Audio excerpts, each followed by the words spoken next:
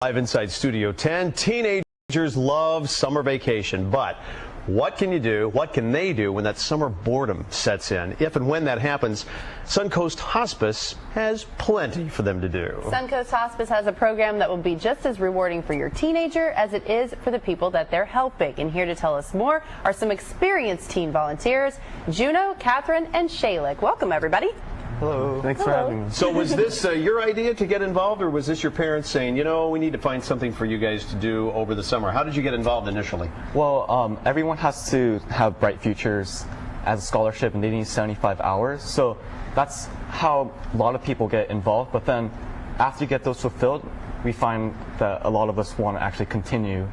And I mean, I have about 300 hours. You guys probably... I got about 300. Wow. So you guys are going really above and beyond, and I guess it's because you enjoy what you're doing so much. Catherine, what kinds of things do you all do?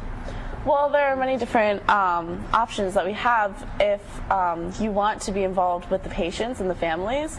You can do lifetime legacies, you can visit patients, but if you're not comfortable with that, you can also do like crafts, and it's really fun. I love to do the lifetime legacies, which is a program that you film the patients and they talk about their stories, and it's for the families. That is such a neat thing. We've talked about that before. That is such a neat thing that they do at the Suncoast Hospice. Shaylik, what was the thing that I love to ask this, what surprised you the most? I mean, I'm certain all of you had certain preconceived notions going in about what it might or might not be. What happened that maybe you weren't expecting?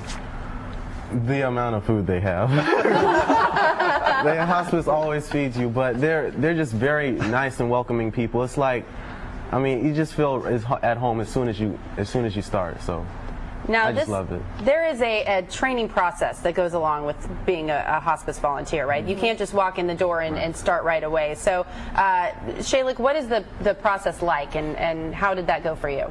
Well, I took the patient family training and hospice volunteer training orientation. It's basically, I took like 3 Saturdays where I would take 6 hours each Saturday at hospice, and they would introduce me to the program and get me familiar with the people there and what I would be doing. And so that already is like 18 hours, and that gets counted towards my hours as well. So Catherine, what have you taken away from this in regard to the rest of your life? What doors maybe have been opened and things you haven't thought of before? Well, I now have a greater respect for my elders. I love to listen to stories, and also I have a new quality of being like present with people. They teach you in hospice to become present and to be more engaged with others, so I can talk with others and understand what they want.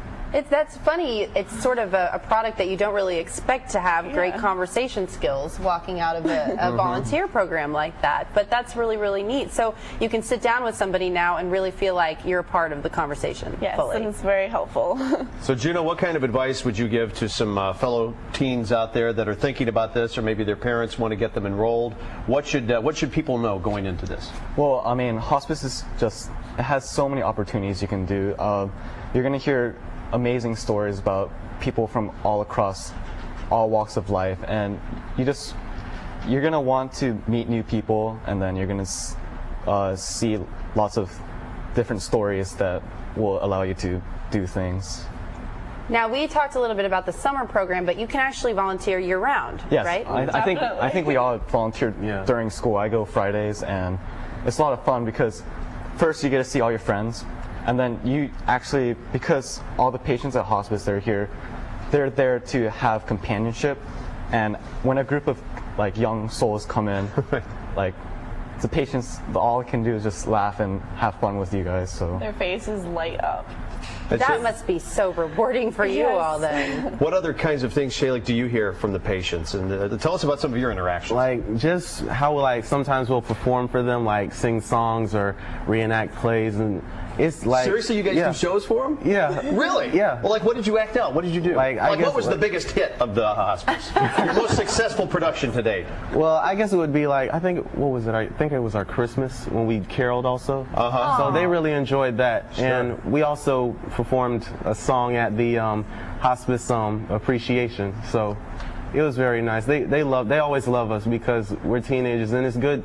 They like to see us involved in the community. And we just love it. Were you involved in a song and dance troupe before hospice, or did this just No, I had to acquire some new skills. Look at that. So they're walking out the door with a lot of new skills. I wish we had time for them to be our musical guests. Well, you have to come back and sing for us Great sometime. conversationalists, and they sing and dance. This is their show. Let's just get out of here. Well, you're a very encouraging group of young people, Yes. and keep doing what you're doing, and it's good that you can inspire other teens to take your place when you move on with the rest of your life. Nice job.